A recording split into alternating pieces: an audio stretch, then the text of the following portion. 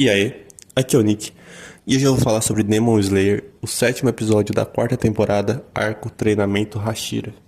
Bom, como a gente viu no final do outro episódio, o Tanjiro conseguiu mover aquela pedra grandona, e aí, como a gente já tinha imaginado, né, ia haver ali uma explicação sobre o tal Hashira da Rocha, e aí ele parabeniza, né, o Tanjiro por ter conseguido isso. E aí ele começa a contar ali uma história dele sobre o passado, né? E a tragédia que aconteceu com ele. Que meio que é meio óbvio que todos esses Hashiras têm algum tipo de tragédia relacionada ao Oni pra servir mais ou menos como uma motivação para eles terem crescido tanto assim dentro dos caçadores, né? Até se tornarem um Hashira.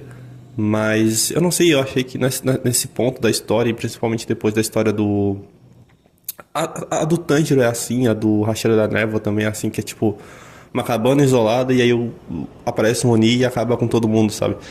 E aí eu não sei, eu acho que tipo na terceira, quarta, quinta vez que você ouve essa história já não bate tanto assim, apesar de que envolve crianças e tudo mais, e é sempre triste, né, ver isso.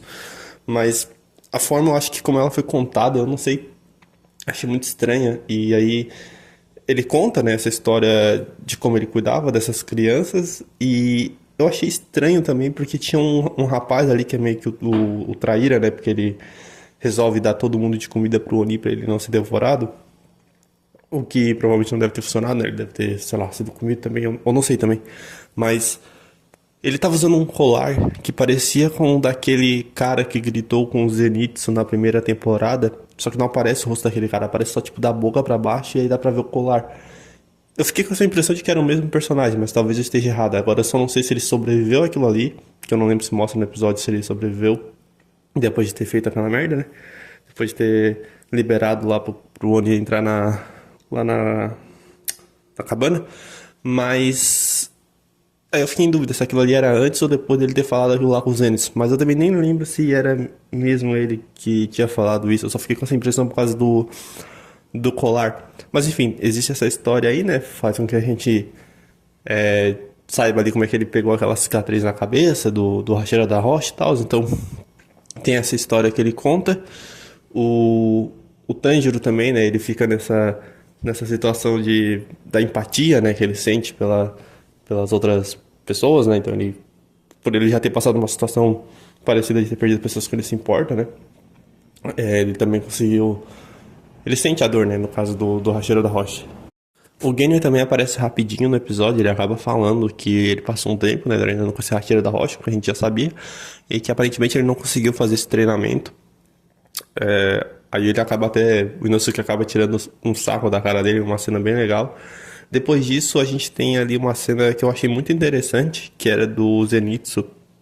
Ele parecia estar com aquela, entre aspas, consciência que ele teve na segunda temporada enquanto ele estava adormecido, quando ele lutava, porque eu posso estar enganado, mas eu acho que ele falava durante aquela luta do Distrito do Entretenimento e parecia que ele tinha entrado em harmonia com aquela parte dele, né? Porque nunca ficou muito bem claro, né? O que era essa consciência do Zenitsu que assumia quando ele dormia, né?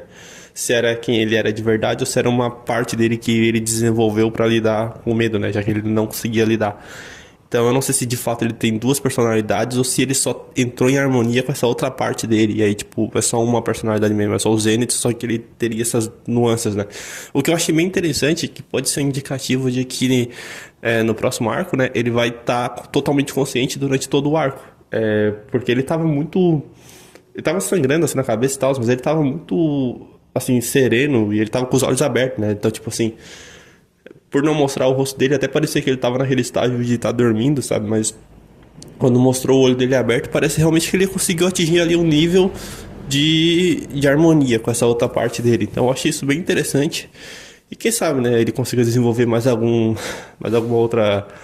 outro golpe ali daquele único que ele usa, né? Que é bem maneiro, mas toda hora ele tem que ficar fazendo o mesmo golpe, tá ligado? Os inimigos conseguem antecipar, às vezes, o ataque dele. Então seria interessante se ele conseguisse desenvolver algo além disso. Depois o Tanjiro ele acaba indo lá encontrar o Tomioka, né? E aí o Tomioka tá lutando com aquele Hashira, acho que é o Hashira do ar ou do vento, eu nunca lembro.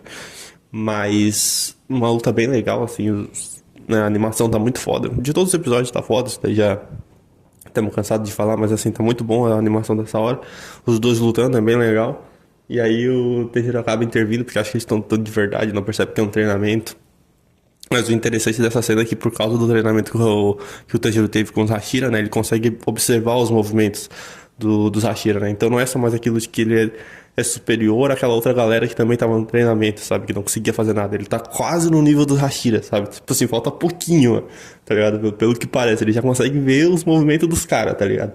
É claro que, né, eles estavam num treinamento, então não tava lutando assim a 100%.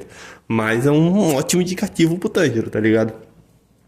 E a gente tem ali mais uma cena dele conversando com o Tomioka. E depois disso o episódio ele termina com o Muzan indo em direção ali àquele... Eu não sei como é que fala, né? O senhor ali dos Hashira, né? Não sei como é que é o termo correto para se referir a ele.